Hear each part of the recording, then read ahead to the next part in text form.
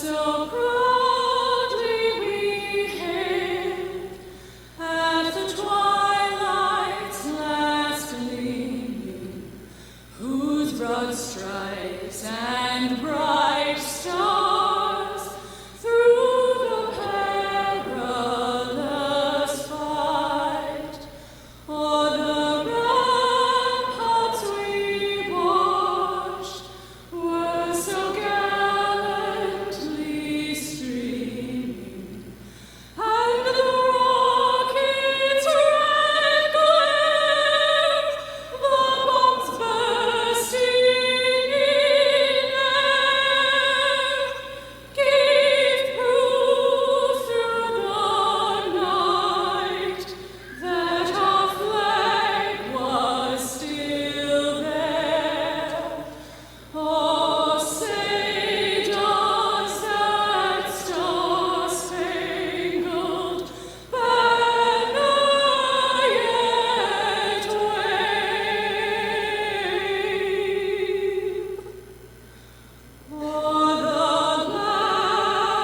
land of the free and the home of the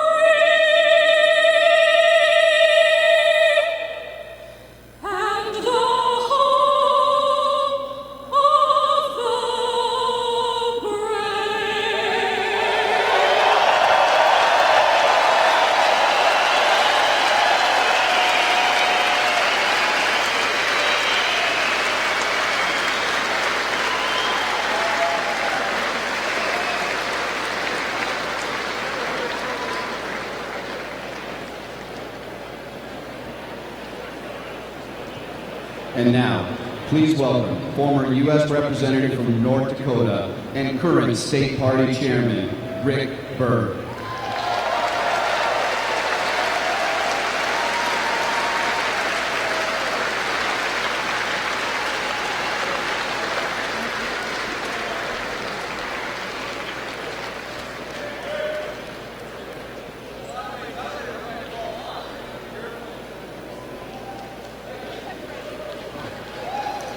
Just another Wednesday night in Fargo, huh? Well, thanks everyone for showing up, and I know you waited a long time to get in here. But we have waited a long time for America to get back on track, and Donald Trump, our president, is making that happen now. We're going to have fun tonight.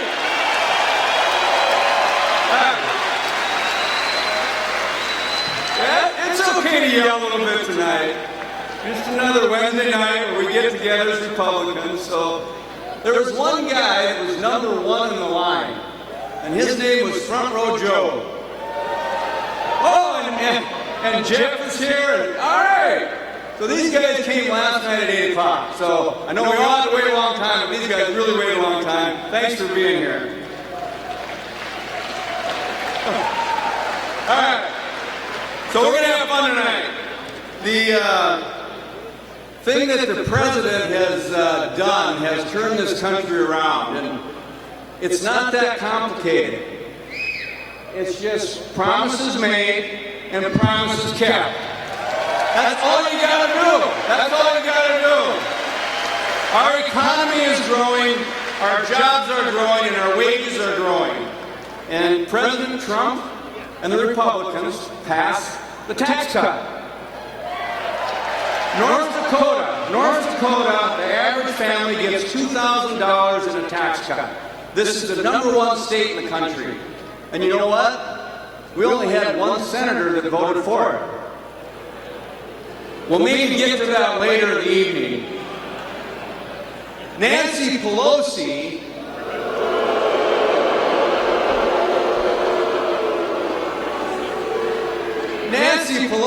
said this tax bill was just a bunch of crumbs.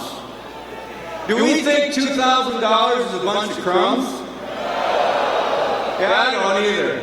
And it's not even a loaf of bread. I love it. Well, yesterday something happened that really shook me up. And actually it scared me. And you're going to be surprised because what scared me is a Democrat lost a primary yesterday. Let me. It scared me, and it ought to scare you as well. The guy that lost was Joe Crowley in New York.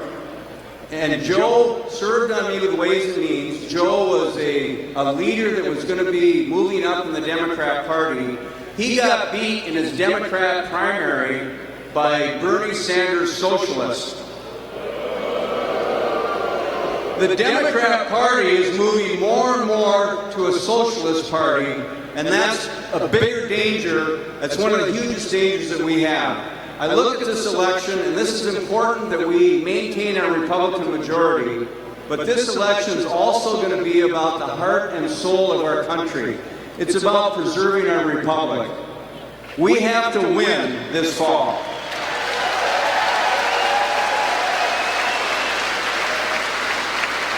You know, they believe the government's the solution, these East Coast elites, and we know the government's the problem.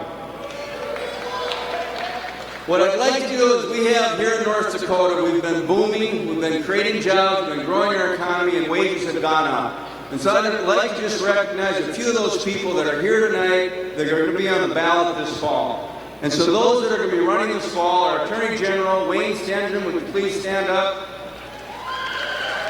Where's Wayne? Our Tax Commissioner, Ryan Rostenberger. Ryan. Our Ag Commissioner, Doug Goring. Public Service Commissioner, Randy Chrisman. Public Service Commissioner, Brian Procius. Brian. Secretary of State, Al Jager. Hey, Al. Our House Majority Leader, Al Carlson, and all the Republicans that are up. Our Senate Majority Leader, Rich Warner, and all the senators are up. Thank you for being here.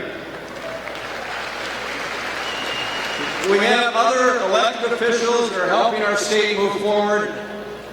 I'd like to recognize them. Public Service Commissioner Julie Fedorchak. Julie. State Auditor Josh Gallion.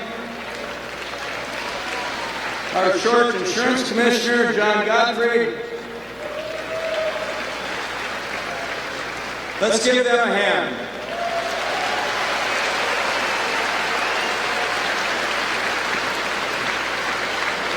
So Governor Burgum and Senator Holden will be here a little bit later. They have a special flight they're on, and I think we're all going to be happy when that gets there and those people arrive. You know, we're here to see Donald Trump, right? Who's ready?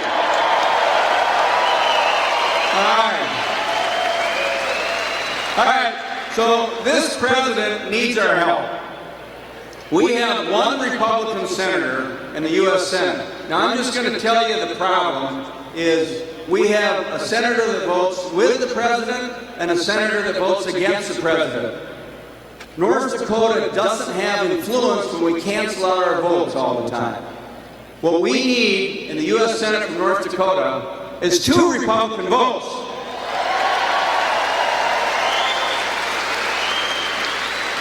You know, Kevin Kramer, who's been a friend of mine for a long time, followed me in the House, but he's running against someone that calls himself a moderate. Now, in politics at D.C., do you know what a moderate means?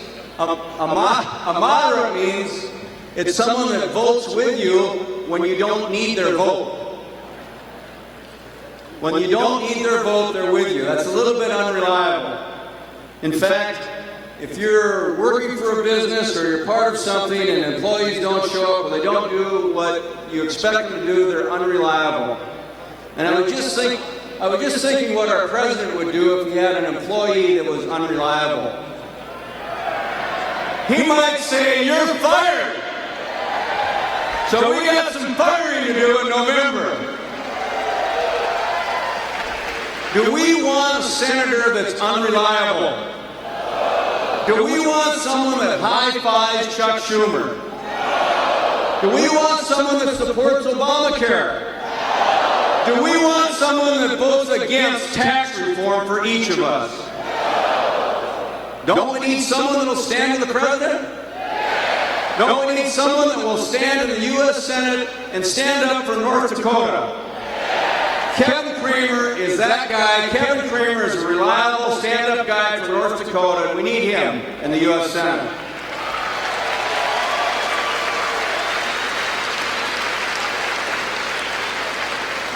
Now let's not forget that we need to cover the House too. And so you'll meet Kelly Armstrong a little bit later, but I see some people clapping. Let's hear it for Kelly Armstrong, huh? I tell you, what I like about Kelly is he's a scrappy fighter, and that's kind of what the swamp needs out there, is some scrappy fighters. And so I'm extremely excited for Kelly. You know, America is getting on the right track. Ronald Reagan called it Morning in America. And President Trump calls it Making America Great Again. But I was thinking today about one of the presidents that means so much to North Dakota was Teddy Roosevelt. And he wrote a saying about being in the arena.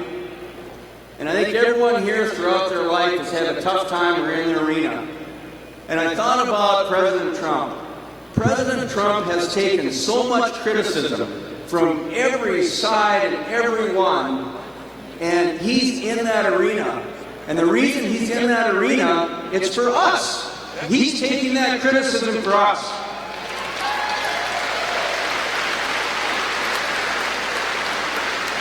He says what needs to be said. He fights for America. He's doing that for us. And he's thinking about the next generation. And so I always think in this business there's two kind of people that get involved. It's a politician who thinks about the next election, and then it's someone like President Trump that thinks about the next generation. That's what he's doing.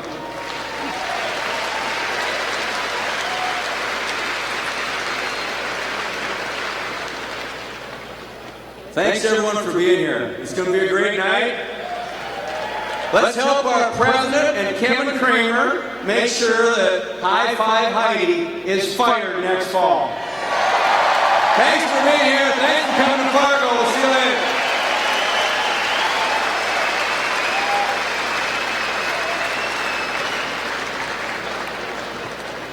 you later. Ladies and gentlemen, the 29th U.S. Secretary of Agriculture and former Governor of North Dakota, Ed Schaer.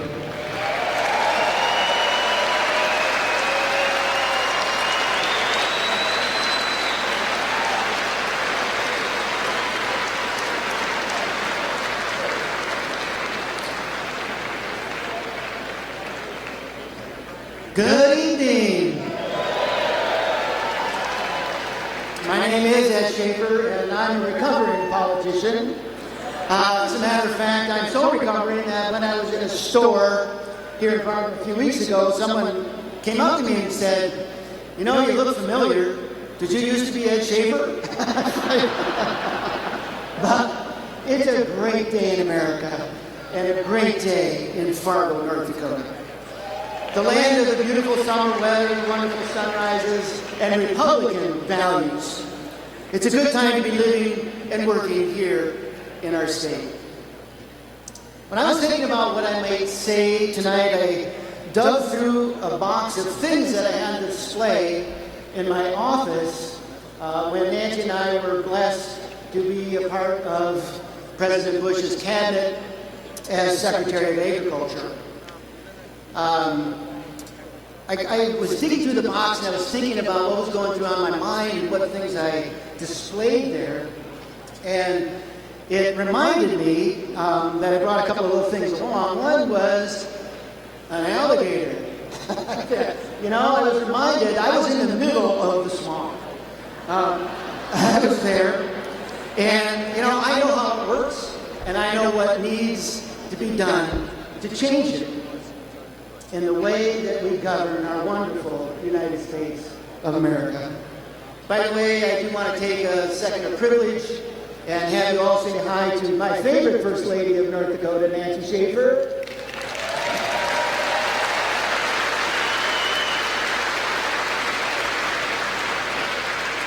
So, President Donald Trump is changing the way that we work in our country, and I have to tell you, I really appreciate that. Another item that I found in that box that was on my desk at USDA is this pen. You can't see it, it's a beautiful red, white, and blue pen. Inscribed is Patriot, one who loves, supports, and defends one's country. Welcome, Patriots!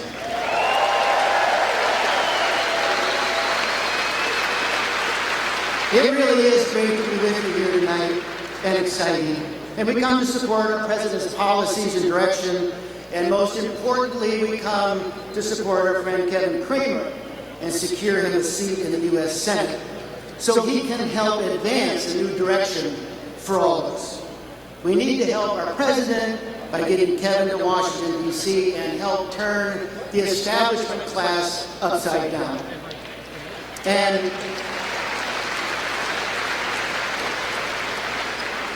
we in North Dakota been there. You know, in the 1980s, things were pretty dismal in our state. The economy was in a tank. The state couldn't pay its bills. Our debts were piling up. People and businesses were leaving in droves. Our citizens were down on their luck, down on themselves, and down on the leadership in our state. I ran for governor as an outsider because I wanted to change that, to provide opportunity for families and good government for our people. The first people who attacked me were Republican legislators. I remember thinking, hey, wait a minute, I'm a Republican, I'm your guy. You know, what's going on here? But you know, they were stuck in the status quo. They were doing things the way they always did. They didn't want to rock the boat. They were just doing their jobs and thinking that everything was fine. But we had to break through that because they weren't doing their jobs. You see, they were representing the system and not the people. And we had to say, do your job. Truly represent your people. We reformed our budgeting process and installed a Truth in Budgeting initiative. No longer would politicians be able to pull the wool over the eyes examining our budgets. We changed the tax and regulatory system to be fairer, and we incentivized business and industry to invest in our state. We reprioritized our expenditures and focused our revenues on the programs that people needed the most. We had to work hard because the pushback was talented, they were very intense, and difficult to deal with. But in the end, we lowered the cost of your government. We changed the face of North Dakota, and we spurred a new direction of economic prosperity and individual freedom. But that was the easy part. Now we have to transfer that North Dakota model to the nation. Our country is morally adrift, economically depressed, and socially at war. We need to do our jobs to represent the people in designing a government that they asked for. And not the government that the New York financial and marketing gurus asked for, and not the rude Washington elitists or the foul-mouthed Hollywood snobs telling us what we want or what we should do. It's a government.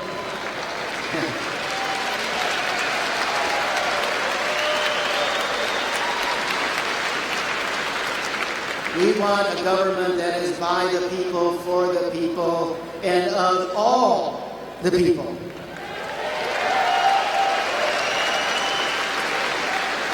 When President Trump was elected, it wasn't because of the Russians or illegal email or the lying and smearing. It was because people finally said, enough! I'm going to stand up for my values, the values of freedom of the individual and not the government.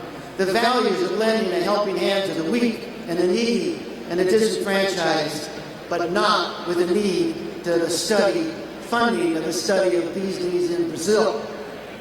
And a moral compass with the willingness to confront rather than appease and apologize to the thugs, the totalitarians, and to the religious doctrines.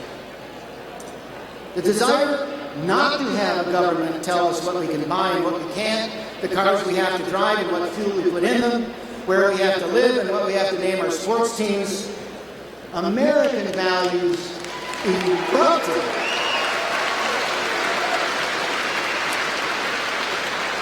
American values erupted into the voting booth, and we elected President Donald Trump.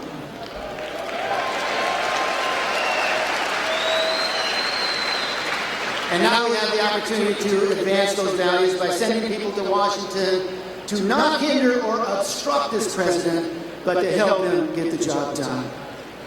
I'm thinking about a phrase that a lot of politicians use during campaigns, popularized by a North Dakota senator who said, "Send me to Washington and I'll balance the budget." When he got there, he said, "Oh yeah, well, I guess I won't." And I want to say, you know, we sent you there to fix things. Do your job. Get the job done when you're there. You heard Chairman Berg talk about how one vote counts. Now, here's a story for you. Another senator, supposedly representing the people, voted in favor of a balanced budget amendment in 1994 when he was up for re-election. The debt at that time was $5 trillion. But when push came to shove, in 1995, after the election, he switched his vote to nay, and the legislation failed by one vote. Legislation that would have phased in a balanced budget in 7 years. There was an emergency exception, which likely would have been used after 9/11 a couple of times, and probably 1 or 2 times for the 2008 downturn. This is speculation, but maybe we would have added several $trillion to the debt.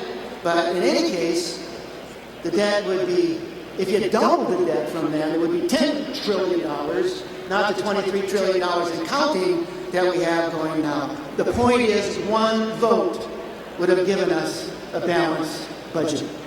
And guess what? The 2 politicians that I have mentioned are mentors, tutors, and guides for Heidi Heitkamp. You'll see them in her ads. Senator Heitkamp voted against the tax reform plan put forth by President Trump. She voted against putting more money into the pockets of North Dakotans. And you know, it's easy to vote 50% of the time with our president on issues that have handfuls and handfuls of votes to pass. But when it comes down to crunch time, when it comes down to one vote that is needed to change the face of our country, you just have to stand up and do what's right, no matter what Chuck Schumer says.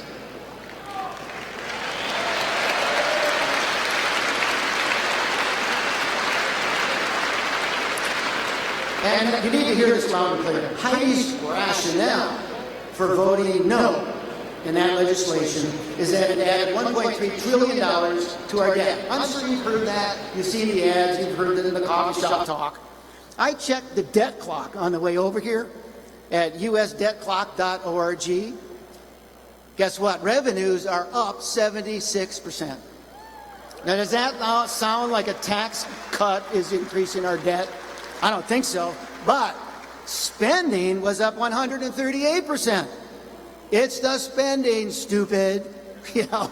So when Heidi Heitkamp voted against President's tax reform legislation, she voted against the main Republican principle that an individual is a much better steward of their own money than the government is.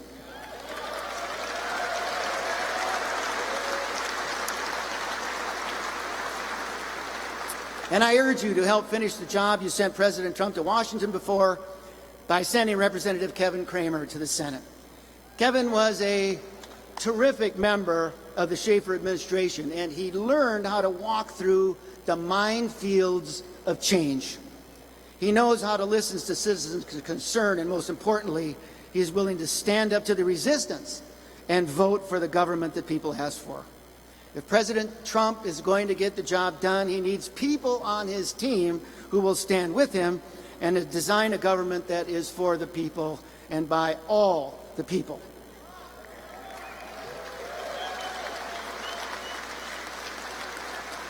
So, We have a choice. Come November in this election, we have a choice. We can send someone back to Washington, D.C. who is champion of the policies of Barack Obama, Hillary Clinton, Nancy Pelosi, and Maxine Waters, you know, all the has-beens that are there. Or we can send someone who is going to represent North Dakotans and stand for the policies and the directions of President Donald Trump.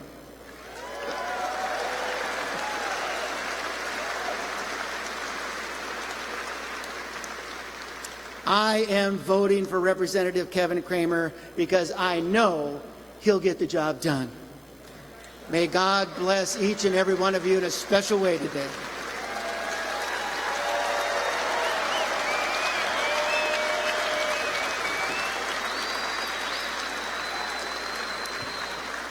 Ladies and gentlemen, State Senator and candidate for U.S. House, Kelly Armstrong.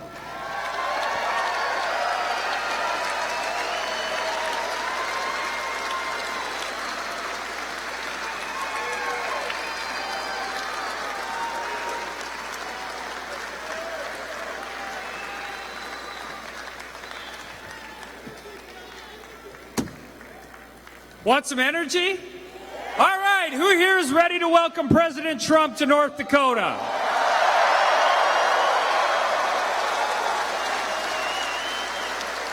Who here is ready to elect Congressman Cramer to be the next senator from the state of North Dakota?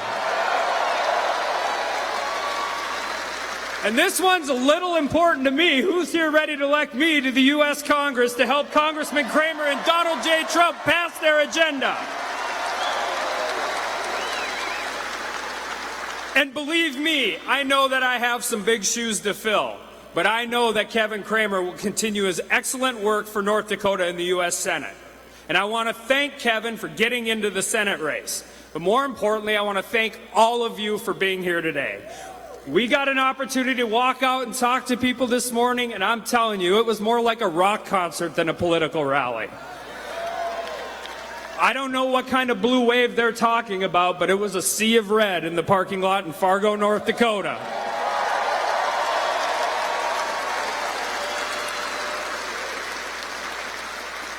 I'm from Dickinson, but I know how important Fargo, Cass County, and the Red River Valley are to North Dakota.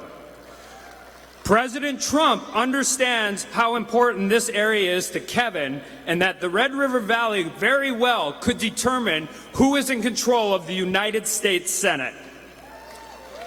And as I said, it is so awesome to have everybody here today, but it is even more important that we all show up in November in support of Kevin Cramer and our president, Donald J. Trump.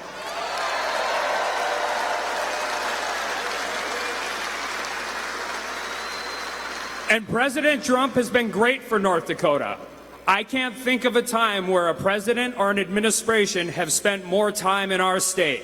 At least 7 different cabinet members have been here in his short time in office. Vice President Pence has been here twice. And President Donald J. Trump is coming to North Dakota for his 2nd visit as president and his 3rd time in a little more than 2 years. Bottom line, the president and his administration care about the state of North Dakota, and they're listening to us. President Trump has reversed Obama's decisions on the Dakota Access Pipeline.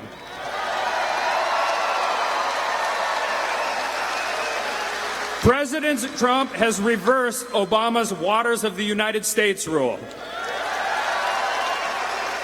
And of all 50 states in this great country, North Dakotans benefit more than anybody else from President Trump's tax cuts. And with the economy the way it is going, North Dakota has tens and thousands of open jobs. And I'm certain we can find another job for Senator Heidi Heitkamp other than U.S. Senator.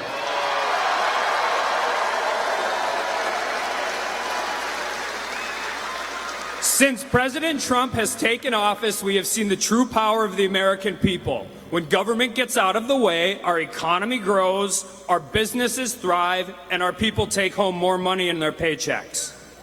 And right now is the time to elect a delegation that has the energy and the drive to build on the momentum that we have seen from President Trump and his administration. Our farming, ranching, and energy industries provide America and the world with food, oil, gas, and electricity. And we have seen what the right kind of leadership can do for North Dakota. The Trump agenda has rolled back these draconian Obama-era regulations that were choking off our farmers, ranchers, and energy producers and creating hardships for the industries that were so vital to our state. And unlike President Trump, the liberals in New York and San Francisco do not care what happens in North Dakota. They continue to play identity politics and utilize the environmental and social left as weapons against the values that are so important to us here at home. Such values as defending life at all stages.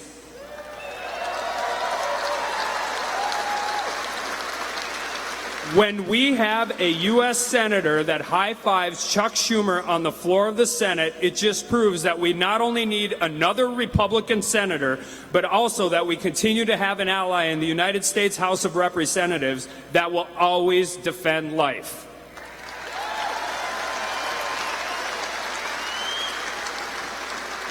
Chuck Schumer, Nancy Pelosi, and the Democrats cannot wait to re-elect Heidi Heitkamp. They want to be in power so they can try and remove President Trump from office.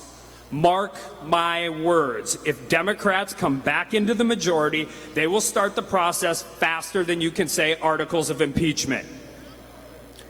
We cannot let that happen. We need Kevin Cramer in the United States Senate. President Trump's policies are working for North Dakota. He's listening to us, and his administration cares about what's important to everyday North Dakotans.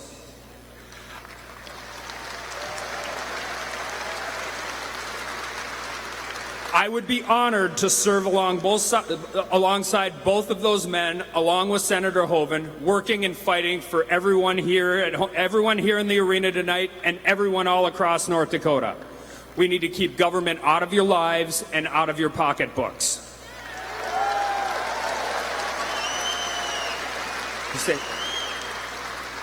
And I want to thank President Trump for coming to Fargo.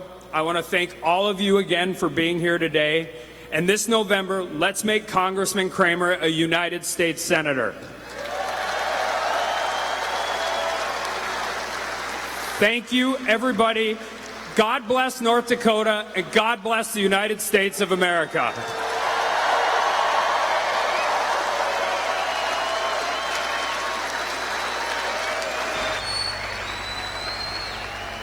He didn't fill it up. Right? That's what they'll say. He didn't fill that arena up. 24,000 seats. Now, we would have filled it up very easily in retrospect, but that's okay. Thank you very much.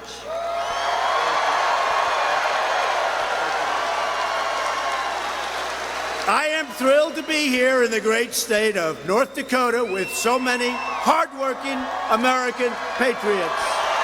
Right? And I want to congratulate, right? We want to do this. You know what I'm going to say? I want to congratulate the North Dakota State Bison.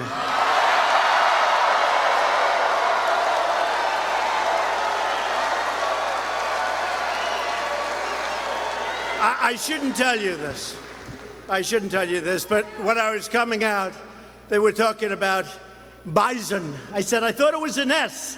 They said it is, but it's pronounced bison, so we didn't want to get that wrong, right?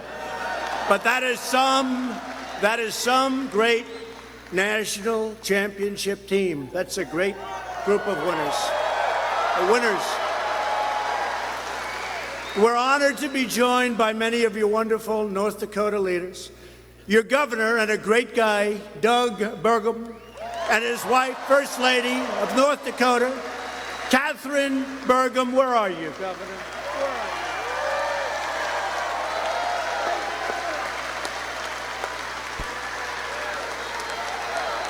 you? He puts a straw in the ground and oil comes out.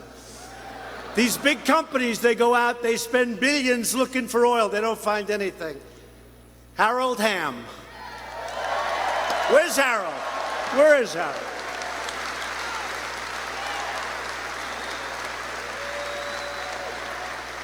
If I ever want to find oil, I'm going to call Harold. Here's a straw, Harold. North Dakota Republican Party Chairman, great guy, really helpful, Rick Berg.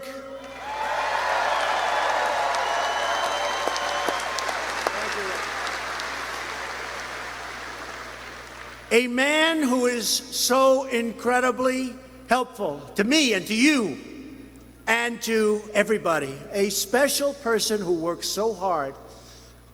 I call him all action, no talk. Don't we like that? All action. Senator John Hoeven, he is fantastic.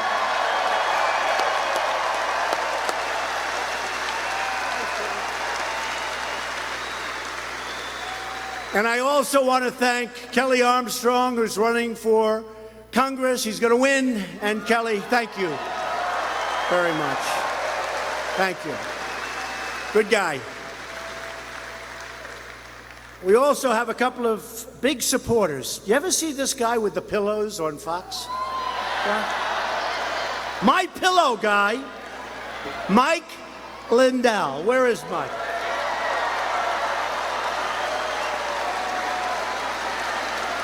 He is the greatest. I have never seen so many ads for so long. And you know what? I think he gets them for like peanuts. First of all, he does make a great product, great pillows. I actually use them, believe it or not.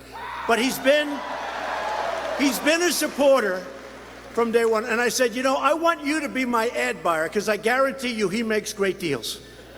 So I haven't asked him yet. Will you be my ad buyer, please, Mike?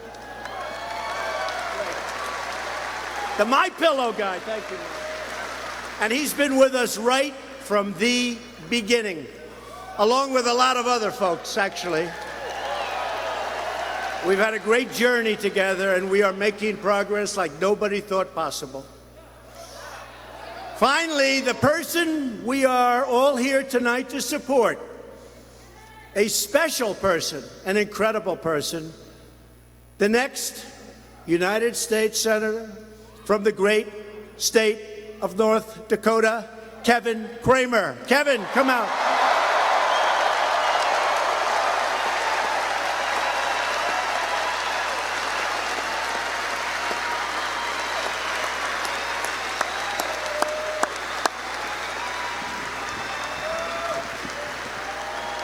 Good guy.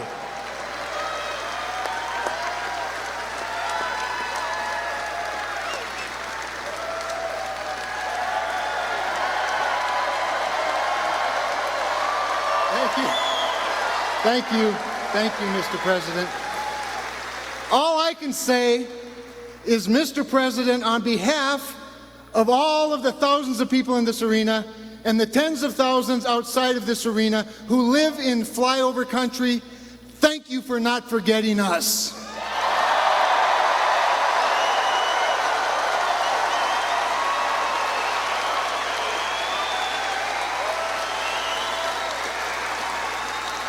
And for all the farmers and the manufacturers and the families and the energy workers, thank you for rolling back all of those regulations so they can not only keep their job, but create more jobs.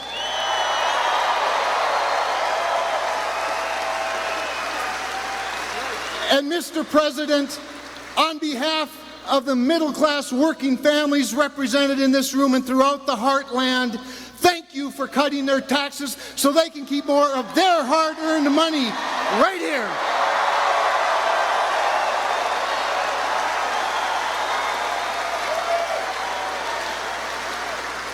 And Mr. President, on behalf of the most vulnerable, forgotten people, the unborn babies, thank you for standing for life. Thank you.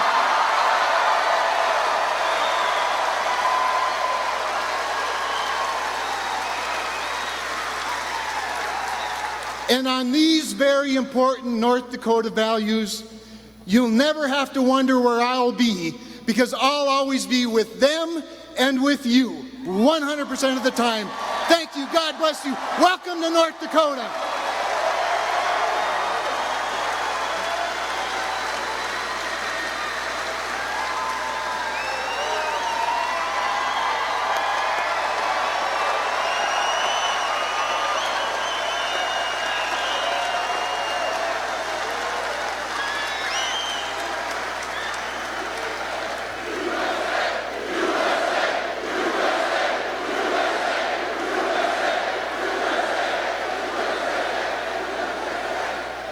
I got to tell you, that's pretty good.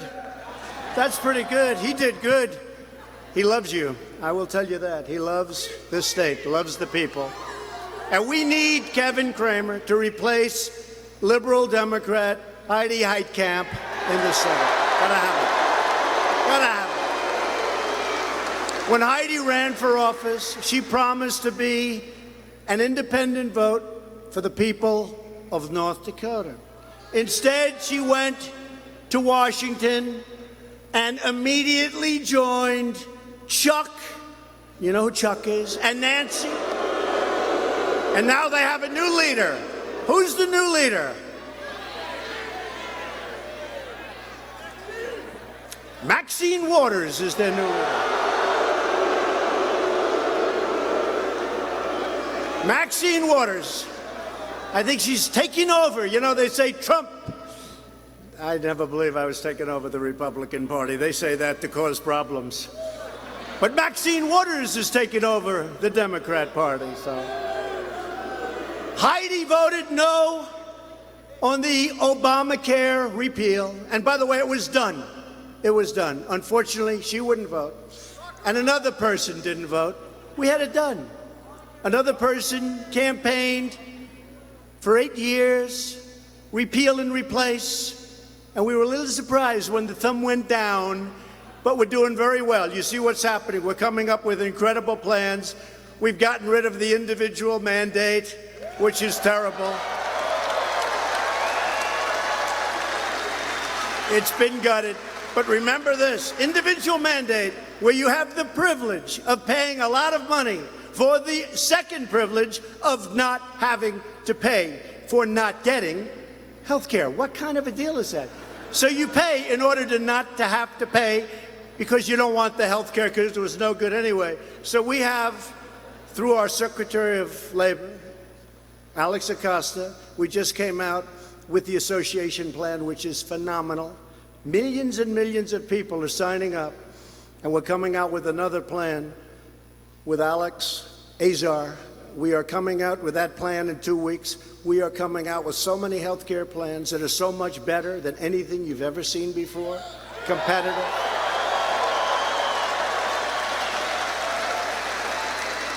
And Obamacare is essentially dead.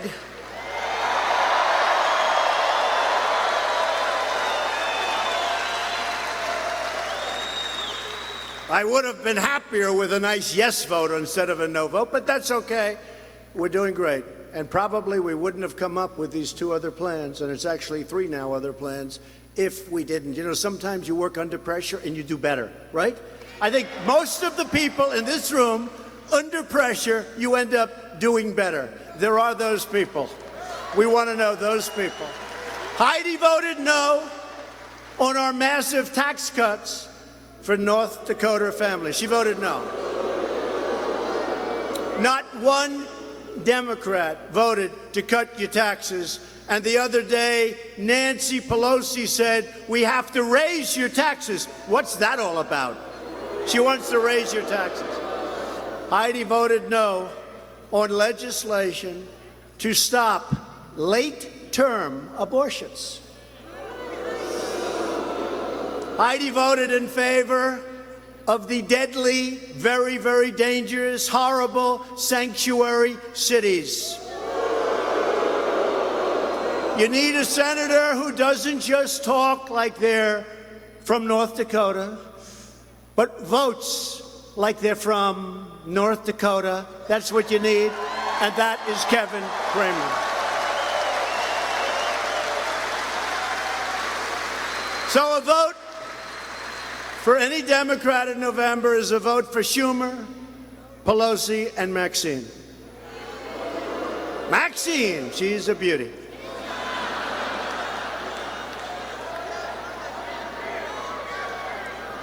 I mean, she practically was telling people the other day to assault. Can you imagine if I said the thing she said? We demand that he immediately drop out of the race. Can you imagine, seriously, if I said that or somebody else said that? Horrible what she said. Now they want to censure her. Let's see where that goes, folks. Her own party was talking about censure. Let's see where that goes. Heidi was also against us from the very beginning of the travel ban, a common sense policy to improve our vetting and our national security. And I'm proud to report that just yesterday, the Supreme Court upheld the travel ban and our authority to keep America safe.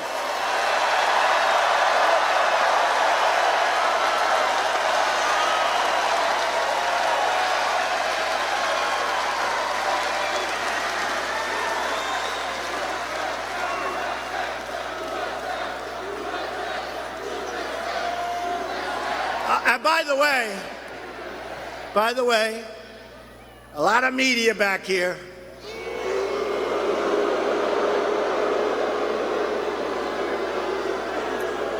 If crooked Hillary would have won this election, and if she came here, which is about a 0% chance after the election, she'd have 200 people in a conference room in a small hotel. You know the saddest thing? We're making them rich. They never had ratings like this. You know, when the NFL's down 20%, it's the flag, but it's also the fact that everybody's watching us on the different cable networks. Because frankly, they find this more exciting than the NFL and a hell of a lot more dangerous, right? And is there any better place to be on a nice, beautiful evening in North Dakota than at a Trump rally, right? We're having a good time.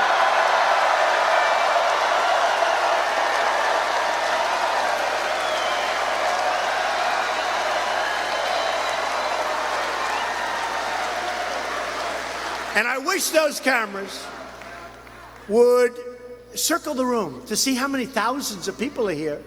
Because, you know, on the screen I looked, and all you see are those few beautiful, wonderful people. I don't know who the hell you got a nice group over there. I know you have Mike and some others. They're going to be so famous.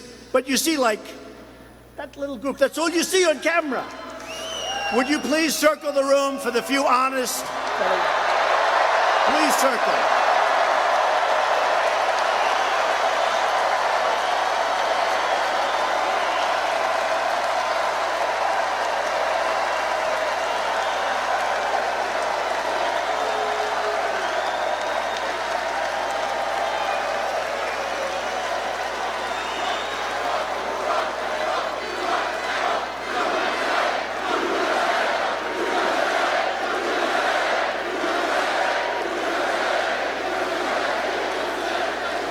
Now, I just looked at the screen, and I said to my people, how many people are here?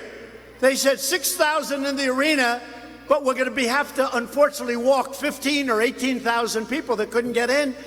I said, you got to be kidding, because on the screen it looks like there's exactly 30 people. What the hell is it?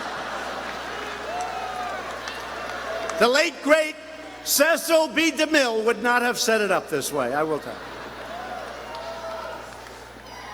The travel ban ruling underscores just how critical it is to confirm judges who will support our Constitution, our great, great Constitution.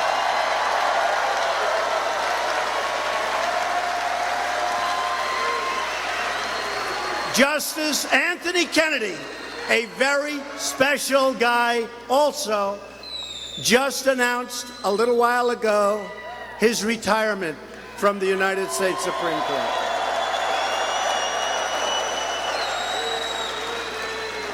Great man.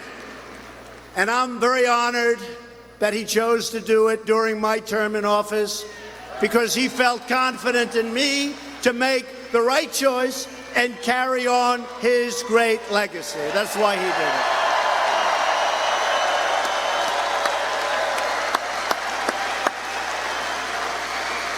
And I'd like to take a moment to show our great appreciation for Justice Kennedy's lifetime of distinguished service.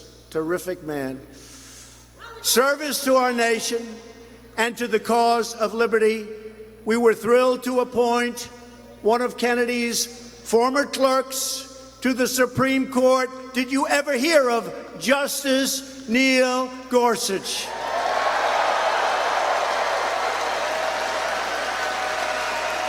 He's doing great. He's a star, and Justice Kennedy is a star, and we appreciate it. We really have to take our hats off to Justice Kennedy. Thank you very much. And remember this, so we have a pick to come up. We have to pick a great one. We have to pick one that's going to be there for 40 years, 45 years. We need intellect. We need so many things to go. You know, there's so many elements go into the making of a great justice of the Supreme Court. You got to hit every one of them. Heidi will vote no to any pick we make for the Supreme Court. She will be told to do so. Now, maybe because of this, she'll be forced to vote yes. Who knows? But I will tell you, she'll vote no the day after the election on everything. Justice Kennedy's retirement makes the issue of Senate control one of the vital issues of our time, the most important thing we can do. Democrats want judges who will rewrite the Constitution any way they want to do it and take away your Second Amendment, erase your borders, throw open the jailhouse doors, and destroy your freedoms. We must elect more Republicans. We have to do that.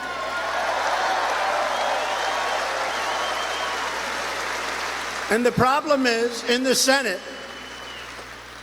we have 51. We don't have enough. We lose one. If somebody gets a bad cold, let's assume they come in for a cold, but let's assume it's worse than that.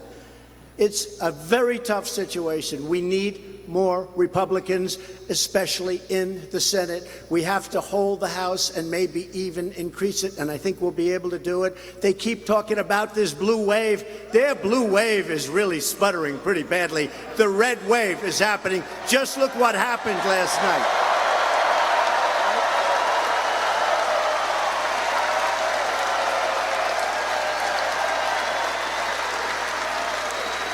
Famous people. Oh, they're going to be so famous tomorrow. You were in that little group of people behind the president, yeah. They're going to be famous people, those people. You have a better location, but they're going to be famous. Republicans want strong borders and no crime. Very simple. Not complex. Democrats want open borders, and crime happens automatically when you have those open borders. The Democrats want to let the country be overrun. Just take a look at what's going on. Everybody comes in, including the vile gang MS-13, which Nancy Pelosi has gone out and wants to protect, okay? We don't want to protect them. You remember, 2 weeks ago, you remember that. Republicans love our military. They love our vets and our police. The Democrats are always fighting against funding for the military and funding for law enforcement. Figure that one out. Democrats are now launching vicious smears against our incredible ICE officers and our Border Patrol agents. Every single day, the men and women of ICE and the CBC work long hours in the most dangerous conditions you can imagine to defend our families and to defend our communities and to defend our borders and defend us.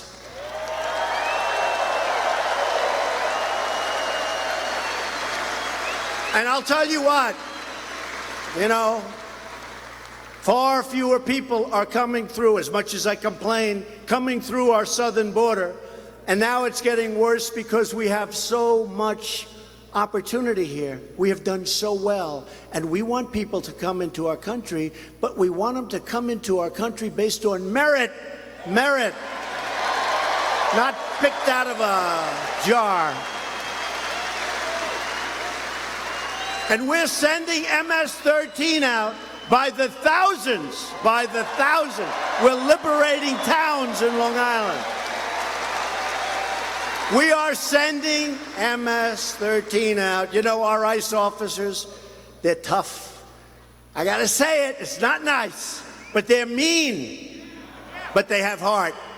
But they go into these towns in Long Island. I grew up in Long Island, right next to Long Island. And these are towns that I know all my life. They're being liberated like a foreign power is taking over the towns. Our ICE goes in there, they grab them by the neck, they throw them in the paddy wagon, we get them the hell out of our country.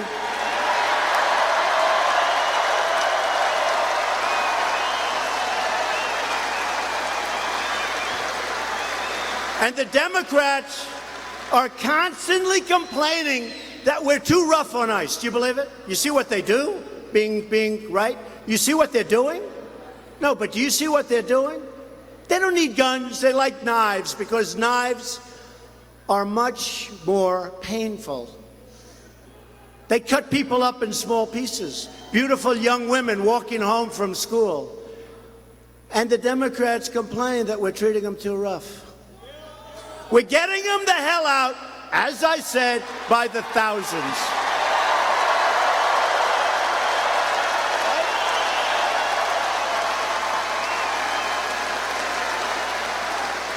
Just days ago, a brave border agent was shot multiple times while protecting our border.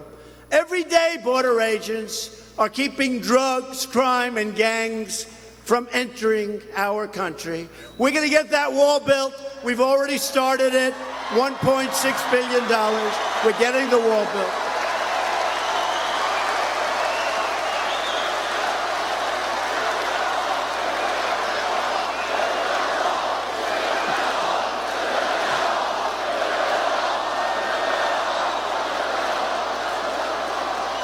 It's already begun, and it's beautiful. And I'll tell you what, they may not want to talk about it in California, but those people in San Diego are very happy with Donald Trump. I'm building that wall, and they are so happy. They are so happy. In recent days, we've heard of shameless attacks on these courageous law enforcement officers. Extremist Democrat politicians have called for the complete elimination of ICE. We don't want ICE anymore. You know what would happen to parts of our country? It would be overrun with the worst criminal elements you have ever seen. Left-wing activists are trying to block ICE officers from doing their jobs and publicly posting their home addresses, putting these incredible people and their families in harm's way. These radical Democrat protesters, they really want anarchy, but the only response they will find from our government is very strong law and order. We will not tolerate attacks on our law enforcement. We will protect our law enforcement like they protect us. We will always stand proudly with our brave heroes of ICE, the Border Patrol, the sheriffs, the police, yes, the firemen. The firemen sometimes are under attack, if you can believe it. The firemen, these are great people, and we have their backs. Thanks to Republican leadership, America is winning again, and America is being respected again all over the world. We're respected again.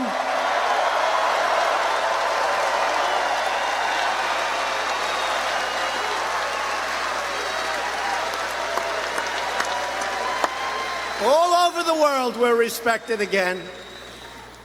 You know, all those red hats and the white hats? Make America great again. Right? Make America great again. And that's what we're doing. And what are we gonna say in 2.5 years for the next campaign? It's called Keep America Great! Exclamation point. Exclamation point. Keep America great.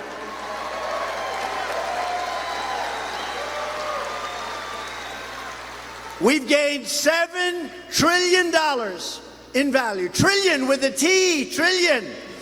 I have wealthy friends like Harold Hamm. They don't even know what a trillion represents. I say, Harold, how many billion are in a trillion? And I'm not sure that Harold could answer that.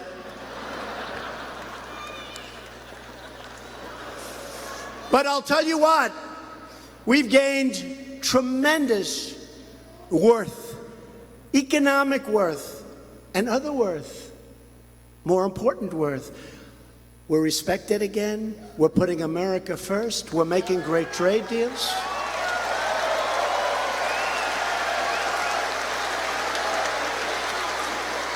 $7 trillion. Think of what that is. And people don't realize this. And we're going to get along with China. And we're going to get along with the European Union, which has barriers from our farmers and our people selling product into the European Union. Last year, with the European Union, and we love the European Union, we love the countries of the European Union. But the European Union, of course, was set up to take advantage of the United States, to attack our piggy bank, right? And you know what? We can't let that happen. Last year, with the European Union, we lost $151 billion on trade. We had a trade deficit of $151 billion because they send the Mercedes in, they send the BMWs in, they send their products in.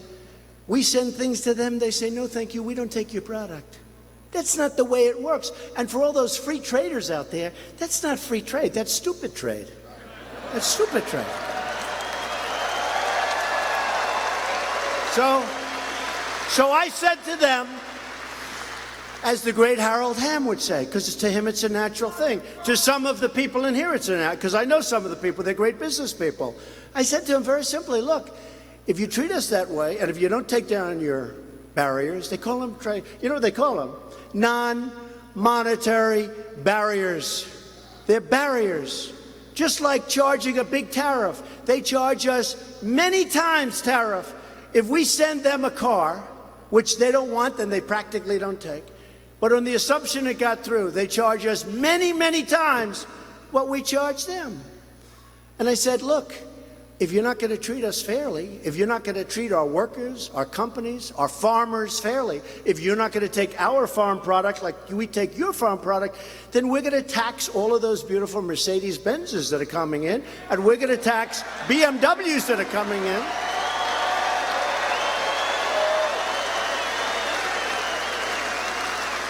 And we're already taxing, through tariffs, their steel and their aluminum. And by the way, do you see what's happening with our steel industry in the last 4 months? It's booming again, folks. It's booming.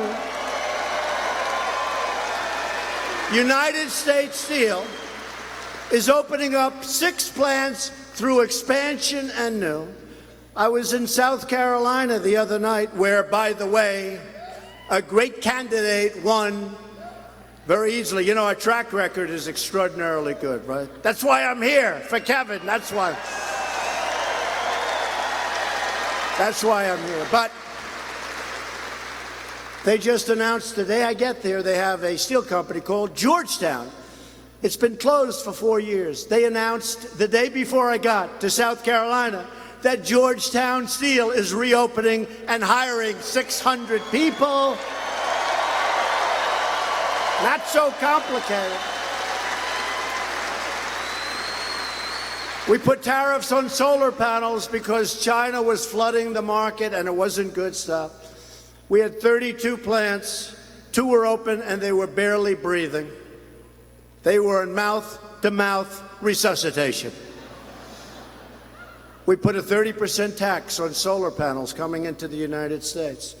Now, those two plants are doing great, and they're talking about opening at least 10, 11, or 12, and they'll probably have them all open very soon, and they're going to make high-quality panels and a lot of jobs.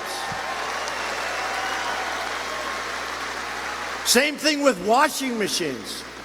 Sounds sort of tacky, washing machines. Big business. They were dumping different countries. I don't even want to tell you this country because I actually like this country, but you know, sometimes our worst enemies are our so-called friends or allies, right? But they were dumping washing machines. We put a big tariff on, 30%. We're now making washing machines back in our country. But what else are we doing? Think of it. Just think, because you never hear this from the fake news. What else are we doing? No, what else? We're creating jobs, number one, and we're taking in billions and billions of dollars into our coffers. You know, there was a time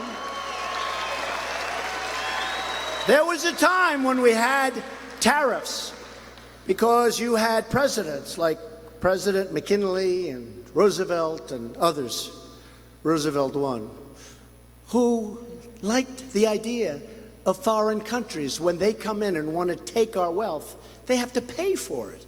They don't take it. On top of everything else, so they take our wealth, and we even protect them with our military. We protect everybody. So we get it every which way.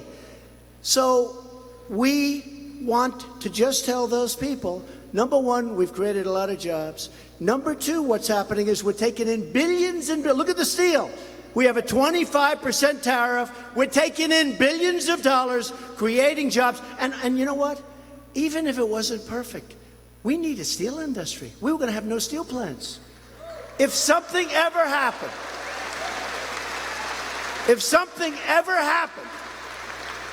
you know what I'm talking about, and we needed steel to make that something, we wouldn't be able to make steel.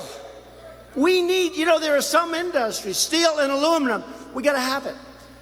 So we have jobs, we have a vibrant industry. In a short, the head of United States Steel called me the other day, and he said, Mr. President, I'd like to thank you. I have never seen anything like it. We haven't opened up a new plant in 32 years, and now we're opening up 7 of them, 6 of them extensions. We're going to build a new one. And that's just one company. The Heritage Foundation reported that in just the first 500 days of our presidency, not my presidency, it's our presidency, let's face it, not my presidency. You're the one that did it. You're the one that did it. Although I've been a good student. I told John, and I told a whole group, we had a whole group of politicians before. And you know, some of them have been congressmen like for 25, 30 years. And they're asking me questions about politics. I said, I've only been doing this for 2.5 years. Don't ask me a question like that. But we've been good students, haven't we, all together? Haven't we been good students? But the Heritage Foundation came out with a report, and this was as of 2 months ago. We've already implemented 64% of our top agenda items, and that's at a much faster pace than even Ronald Reagan. That's pretty good, right?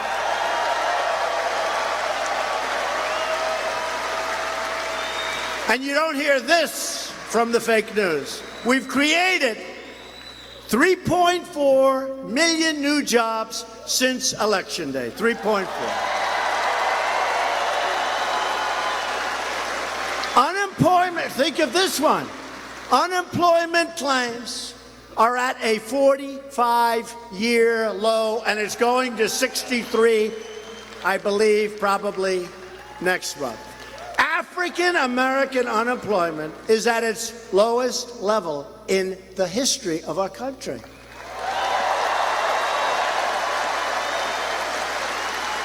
Hispanic American unemployment also is at the lowest point in the history of our country. Unemployment among women.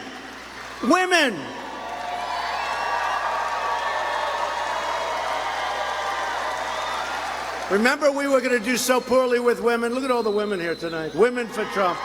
Women for...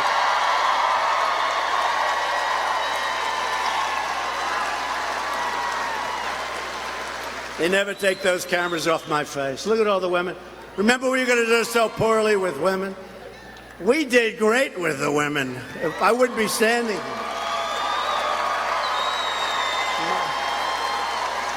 My wife told me, she said, you're going to do great with the women. It's hard to believe it, though, with the kind of press we get. You agree? But you know what? They are so smart. And when they hear those numbers, they're happy. And when you hear the numbers, I used to go into arenas and I'd read the horrible statistics on crime and education and how badly people are being treated in the Hispanic communities, in African American communities. And you remember, I'd go in and say, you've been voting for Democrats for 100 years. You have these horrible, look at my friend right there.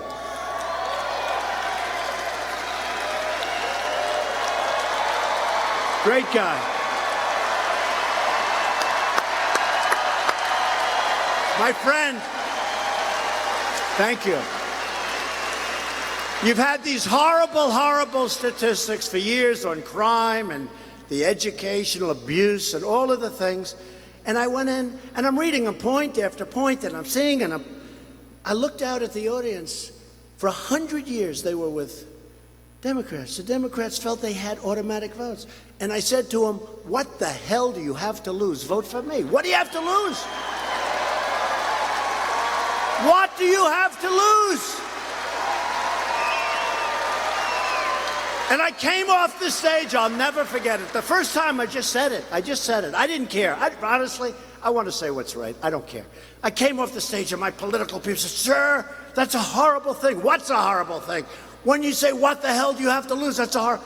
I said, but it's true. What the hell do you have to lose? And now I just said, African American unemployment is at the lowest level in history.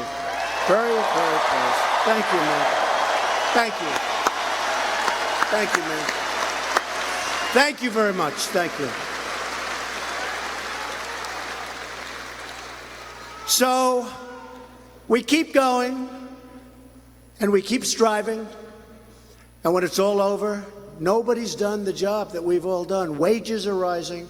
You know, for those of you that were with the campaign, which I think was probably about 130% of you, you would hear me talking about wages, where a person would have a job 21 years ago, 19 years ago from 2 years when we were doing the campaign, and they made more money 19 years ago, relatively speaking, by far, than they made 2 years ago, and actually 1 year ago.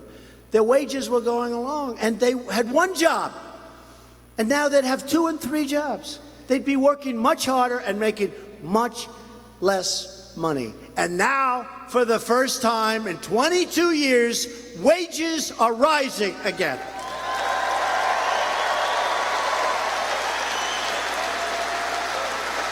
And even more importantly than that is you have a choice of jobs. It's like the VA. We approved choice. They've been trying to do it for 45 years. Choice. You have choice in a job. But the vets, and you have great vets in North Dakota. You have vets.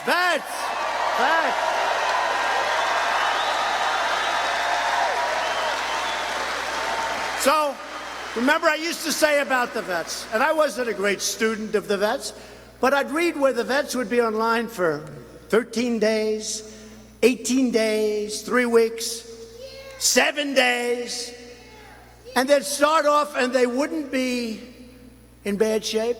And sometimes it would take so long before seeing a doctor that they would be terminally ill. Things that could have been taken care of. And I said, without knowing anything, I thought it was the most brilliant policy I've ever heard. I said, why don't they just go to a doctor, local, that's looking for the business? That would be a very good doctor. We'll specify certain great doctors. Go to a doctor, be taken care of, and we will pay the bill, and it will be much less expensive, and you'll be all set, right? Right?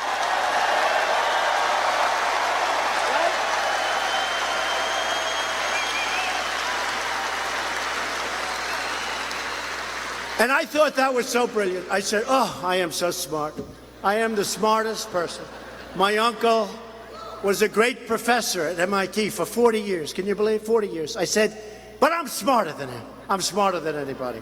And you know what? I'll tell you.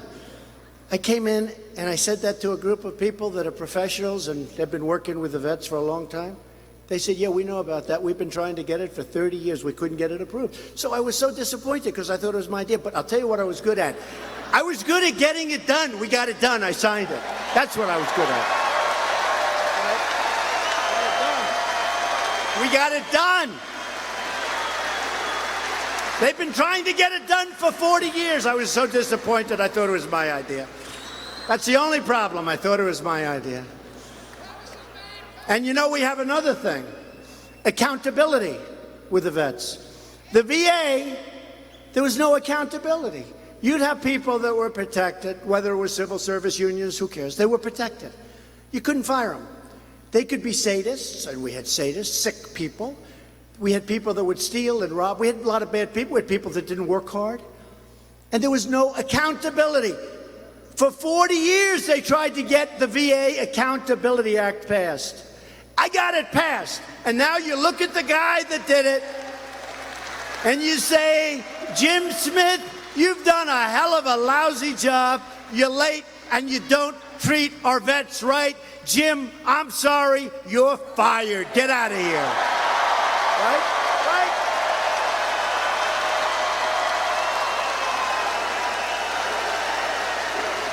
So you're fired.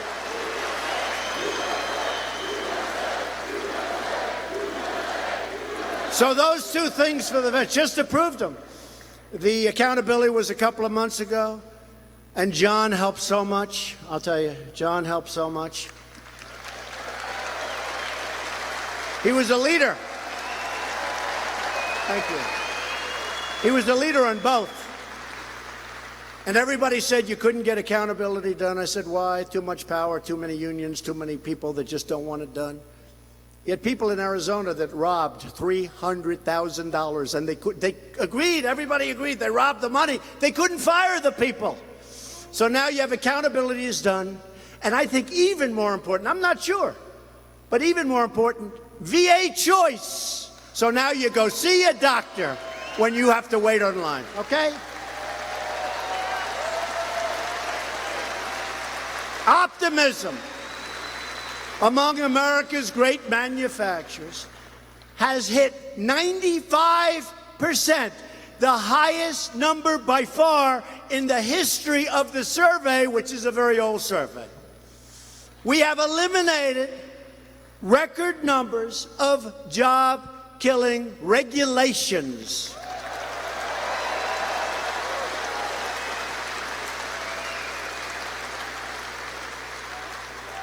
I think maybe as important as the tax cuts are the regulations. Our country was choking. And let me tell you, if our opponent, our wonderful opponent, when is she going to get over it? When does she get over it?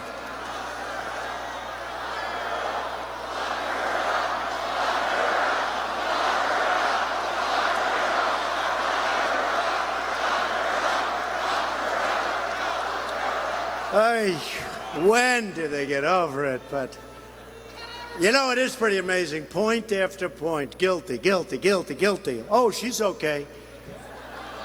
And then they go after us for a Russian hoax. It's a witch hunt hoax. Isn't it incredible when you talk about a double standard? When you talk about a double standard, and nobody even looks at her. Nobody even looks. I don't think, unless we're going to be surprised someday. Well, we'll see how that works out. But I'll tell you what's happened is somewhat of a miracle, because we weren't expected to win, but every time I'd go out, we'd have crowds like this. We went to Michigan. We went to Wisconsin. We went to places that haven't been done. I think Wisconsin was 1952, Dwight Eisenhower, and we won Wisconsin.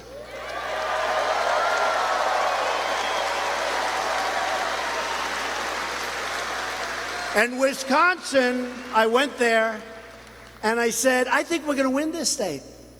And people said to me, "Oh, sir, it won't happen." I said, "Why? Look at the crowds we're getting. Look at the people. Look at the signs outside of the House. Look at the signs." I heard, and maybe it's not so, that Bill Clinton, President Bill Clinton, went back and he went through Michigan and he said, "You better get some people out to Michigan because there's a Trump-Pence sign on every house. You better get people out." And they said, "Oh, no, our statistics show that Michigan cannot be won by the Republicans." Well, let me tell you what's happened. Car plants are moving into Michigan. Jobs are moving into Michigan. Michigan's very happy with your president.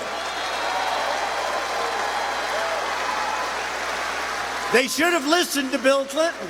They should have listened. And we just had our highest poll numbers. And I watched these fakers back there, and they'll be talking.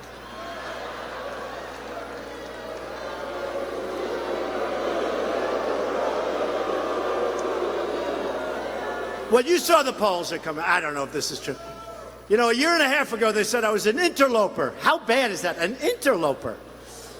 And now they say, you will admit, a thing comes out, a big poll and a couple of polls, a number of polls, that he's the most powerful, most popular Republican in the history of the party. And a little while ago, I was an interloper.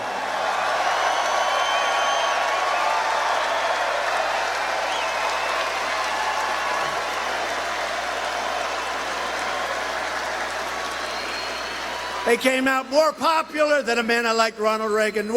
But think of it. You go from interloper, that's a horrible term, right? I was just doing my thing. I'm not an interloper. But we have tremendous, look at the people we endorsed.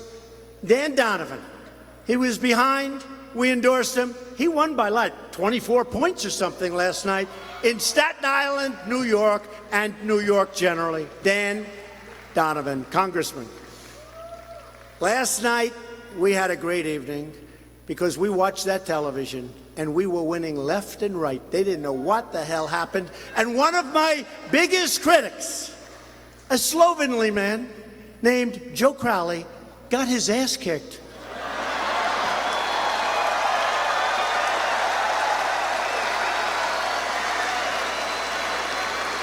By a young woman who had a lot of energy.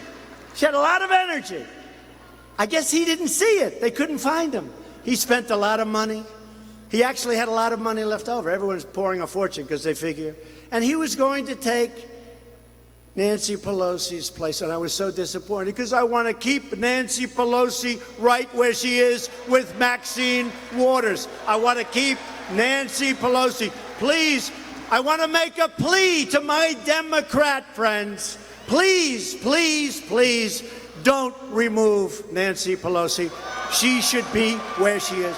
And please keep Maxine Waters on the air as your face and your mouthpiece for the Democrat Party. Please.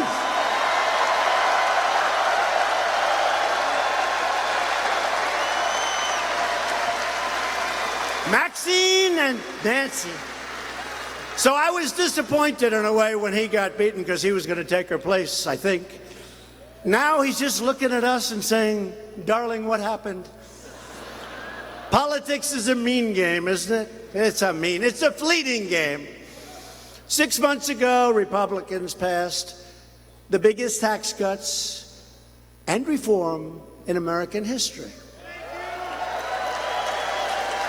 Our plan doubled the child tax credit. Thank you to Ivanka Trump. She wanted that so badly. She really got to be a pest. "Dad, you've got to get child tax credit." I said, "Darling, nobody knows what it is." She said, "The women know, Dad. The women know." My daughter and my wife, Melania, they love the women, and the women love them. The women love them, and the men love them. Child tax credit. People don't talk about it that much. It's very substantial, and you know we got it for you. We slash taxes for working families, most of them in half. and saved our family farms and our small businesses by eliminating the estate tax in almost all cases. It's known as the death tax. And now, when you leave your small business or your farm, you leave it to your children. Your children don't they don't go to the bank, borrow money, and end up losing the farm or losing the business.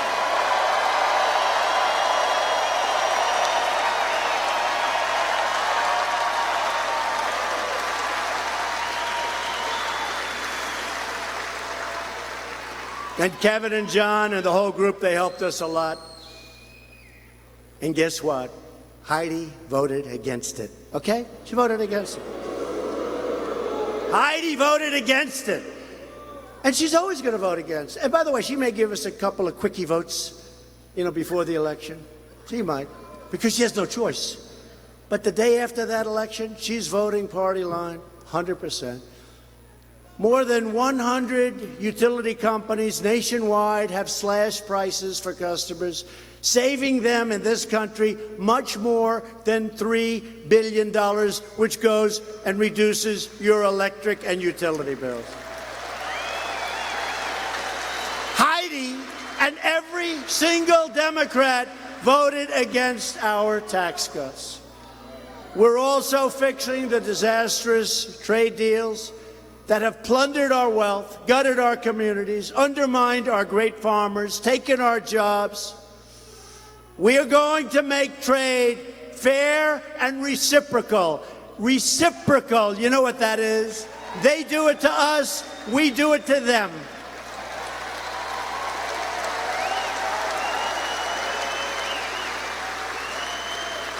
And we are placing very big tariffs on some of these countries because they have tariffs on us. It's incredible. I wonder where these people come from, even politicians.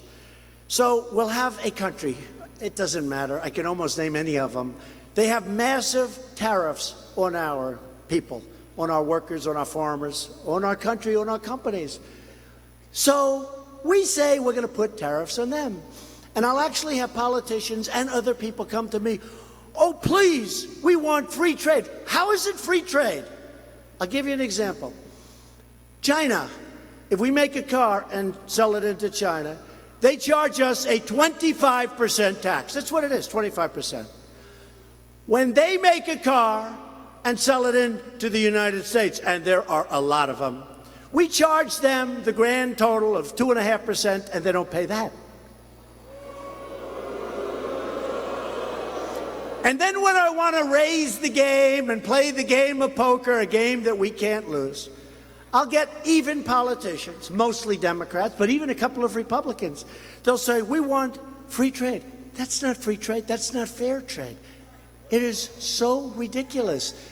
Just play the game for a little while. It's a game we can't lose. I've said a couple of times, when we're $500 billion down, they say Trump is starting a trade war. I say no. The trade war ended a long time ago, and the United States lost because our leaders didn't take care of our people and our companies.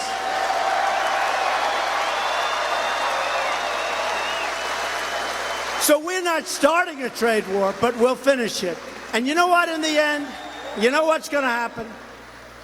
And it's already happening. Already happening.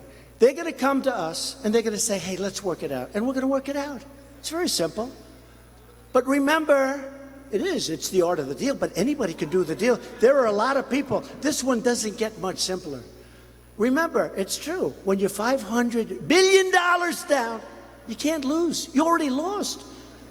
But now we're going to start winning. Or at least we're going to make it fair. It doesn't even have to, we got to make it fair. And the fact is, we've had presidents and we've had leaders that worked for those presidents, negotiators, trade reps, who were missing in action. They weren't doing their job. I was dealt a lot of bad hands. I was given North Korea, where, frankly, we were very close to going to war. You could have lost 30 million people, 50 million people. Seoul is 30 miles off the border. They have what they call cannons, like howitzers. They have cannons. Thousands of them pointed. I had the meeting. We had a great relationship. We had a great chemistry together. The fake news was so upset when I said we had a good relationship. We had a good chemistry. They said, that's a horrible thing. No, it's a good thing. Getting along with countries, getting along with China, getting along with Russia, getting along with these countries is a good thing. It's not a bad thing. It's not a bad thing.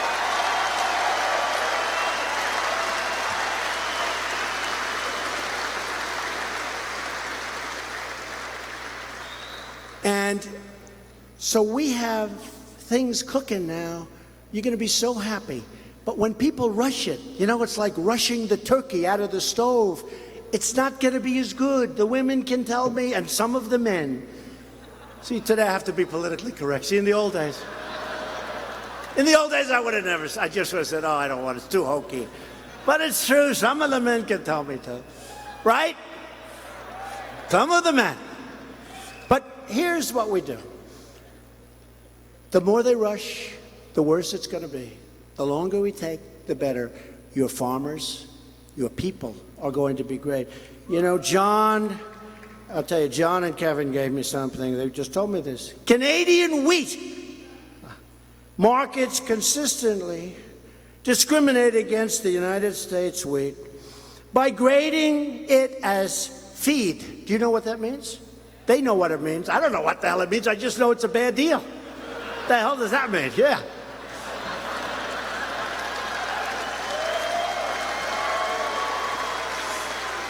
But it's true.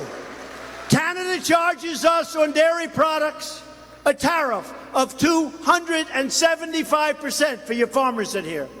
200. That's like saying we don't want your dairy product. It's no good. That's like saying we don't want North Dakota, Wisconsin, New York State. We don't want you there. 275%, and I actually hear that's an old number. They raised it a number of months ago to 300%. How horrible is that? And then Justin gets up. He said, we fought World War I, we fought World War II, all true, together, all true. We love Canada. But they're taking advantage of us. We can't let that happen. We can't let it happen. The era of global freeloading and taking advantage of the United States is over. It's just over. It's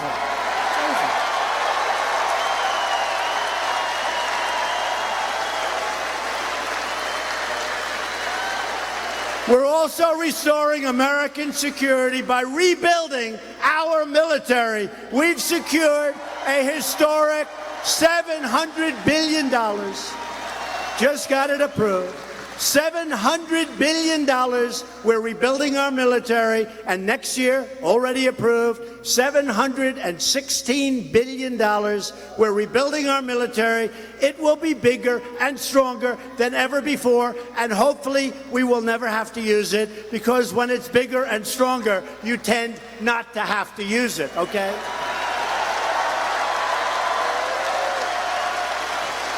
And in addition to that, we got $6 billion for drugs and fighting opioid abuse. $6 billion. We believe in peace, but it's got to be peace through strength, not weakness. Peace through strength. And I've directed the Pentagon to begin the process of creating a sixth branch of the United States Armed Forces called the Space Force. The Space Force. Space Force. Because space is the new frontier, and I'm not just talking about going up to the moon and going to Mars, and I want the rich guys. You know, we have rich guys, they love these rockets. I said, lease them the land, charge them a lot. They just want to send rockets. But I look at it with Bezos, with Elon Musk. They all love rockets. I said, that's okay. Let's do it. Let them send a rocket up to Mars. Let's be the first. I hope they go fast. Let's help them. Let's make it really good for them. And if they do it, we're going to claim it on behalf of the United States, okay? We'll give them no credit. Let them spend the money. I think it's great.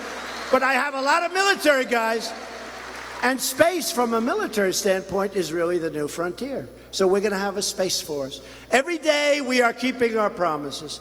But to keep this momentum going, we need Kevin Cramer in the Senate. of us tonight are united by the same tireless values. We have pride in our history, respect for our great, beautiful, wonderful American flag, right?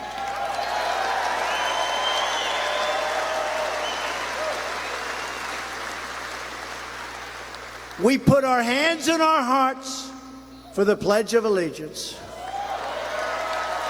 And we proudly stand for our national anthem. Right? Proudly stand.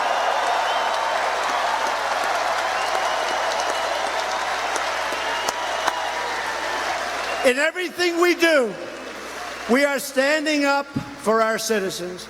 We are standing up for America. And we are standing up for North Dakota. Thank you.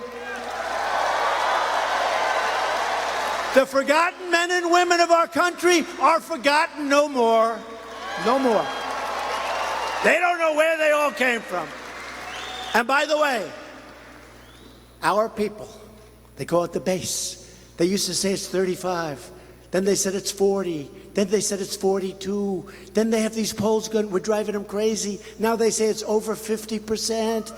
And then they said, some great people, they said anytime Trump gets a poll, add 12 to it.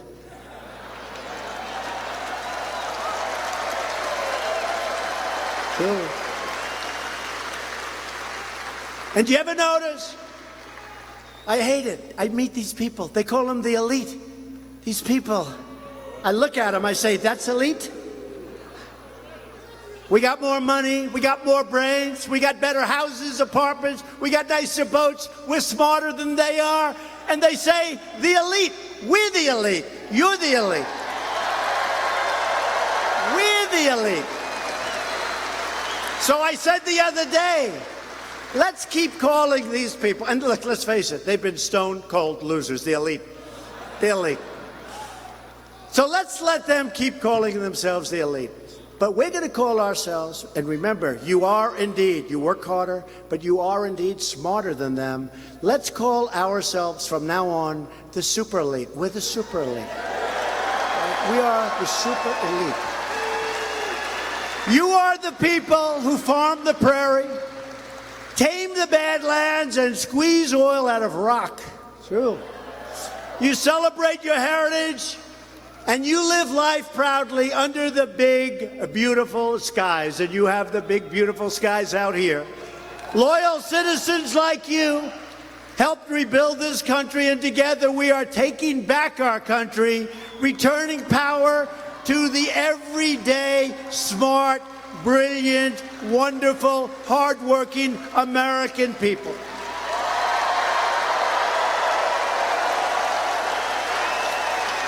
We are standing on the shoulders of the American patriots who settled the frontier, scaled the Rockies, and won the American West.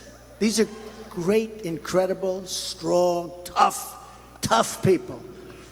This state was forged by pioneer men and women who braved the cold and tamed the wilderness to build a home on the plains and a life for their families, and it's been an incredible life.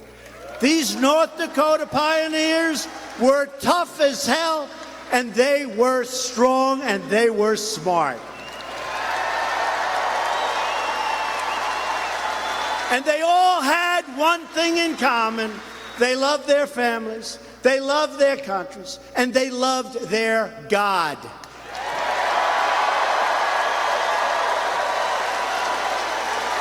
They never gave up, and they never, ever gave in.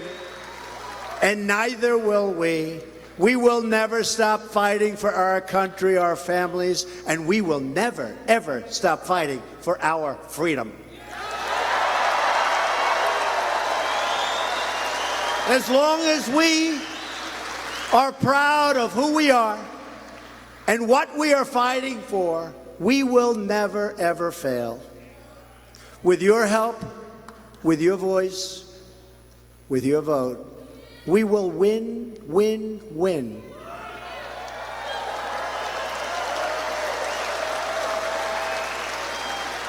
Like we're doing Remember how I started.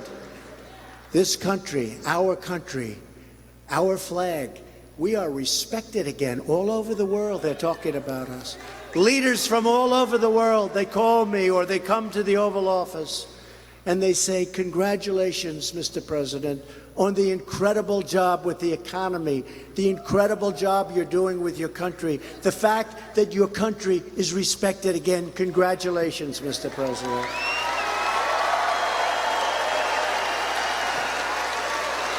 Because we are Americans, and our hearts bleed red, white, and blue. We are one people, one family, and one glorious nation under God. And together, we will make America wealthy again. We will and are making America strong again. We will make America safe again. Look at our military. We will make our great, great America stronger and more powerful than ever before.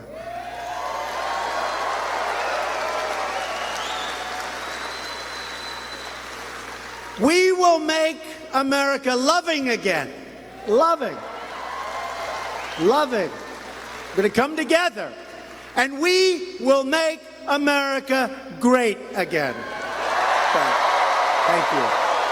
Thank you, North Dakota. Go out and get Kevin Kramer in there. Thank you, Kevin. Thank you, everybody. Thank you, North Dakota. It's a great honor. Thank you.